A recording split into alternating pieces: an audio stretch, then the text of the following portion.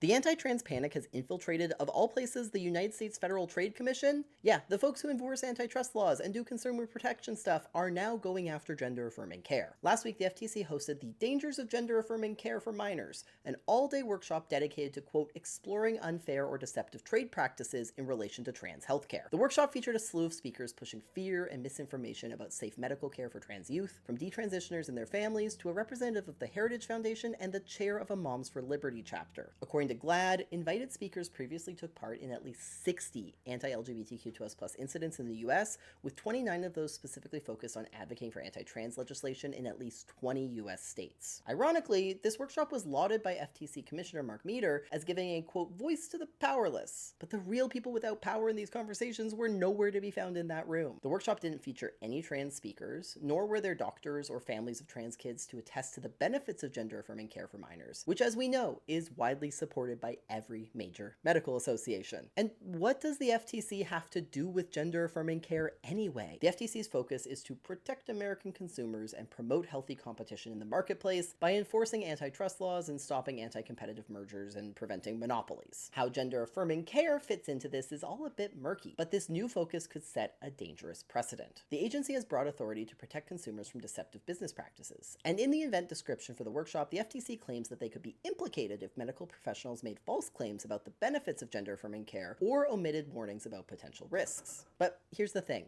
This isn't what the FTC does at all. Medical practices in the US are regulated by state licensing boards. The FTC has challenged companies like NextMed for advertising medical products with false claims, but that is very different from personal and private medical records. According to former FTC Executive Director Eileen Harrington, who helped develop the FTC's workshop process in 1992, the agency's consumer protection mission does not include legal oversight when it comes to private decisions made between patients, families, and doctors. Before the workshop, nearly 150 FTC employees signed an anonymous statement of concern saying it would, quote, chart new territory for the commission by prying into confidential doctor-patient consultations, and that the central topic of the workshop is, quote, not the FTC's lane. Even complaints received by the FTC from consumers do not line up with the shift in priorities. Harrington says that out of the more than 6 million complaints in their 2024 report, there wasn't a single reference to gender-affirming care. As it stands, there is no federal law restricting access to transition-related care in the US, but that hasn't stopped the Trump administration from attempting to cut federal funds to hospitals through executive orders or by using the authority of certain federal agencies. It's also important to note that the FTC's chairman, Andrew Ferguson, is a Republican who has used the agency's authority to tackle conservative issues like censorship. So while Meador and Ferguson claim that this is all about just asking questions and somehow giving a voice to the voiceless, let's be clear about what this really is: a politically motivated move from a federal agency to undermine the safety and efficacy of gender-affirming care and further fuel anti-trans panic.